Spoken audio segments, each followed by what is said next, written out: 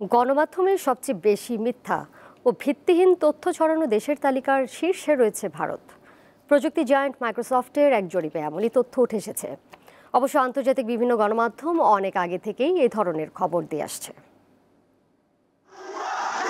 যাচাই বাছাই ছাড়া ভুল তথ্য প্রচারের জন্য বিশ্বজুড়ে ভারতের বদনাম রয়েছে। জুলাই আগস্টে বাংলাদেশে ছাত্র জনতার অভ্যুত্থানের পর ভারতীয় গণমাধ্যম একেবারে লাগামহীন হয়ে পড়ে, ছাড়তে থাকে মিথ্যা ও ভিত্তিহীন খবর। হিন্দুস্তান টাইমস, ইন্ডিয়া টুডে ও টাইমস অব ইন্ডিয়ার মতো প্রথম সারির সংবাদ মাধ্যমগুলো এই কাতারে সামিল হয়। মাইক্রোসফটের জরিপ অনুযায়ী বিশ্বে সবচেয়ে বেশি ভুয়া খবর ছড়ানো হয় ভারত থেকে। জরিপে অংশ নেয়া শতকরা 60% বেশি ভারতীয় নাগরিকের দাবি তারা অনলাইনে অনেক ভুয়া খবরের মুখোমুখি হয়। বৈশ্বিক গড়ে এই হার 57%।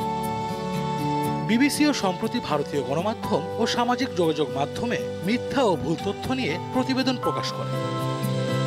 বিশ্ব অর্থনৈতিক ফোরাম প্রকাশিত গ্লোবাল রিস্ক রিপোর্ট 2024 অনুযায়ী ভারতে মিথ্যা ও ভুল তথ্য মহামারী রূপ ধারণ করেছে। তাই 34টি সম্ভাব্য ঝুঁকিযুক্ত দেশের মধ্যে ভারত সবার উপরে রয়েছে।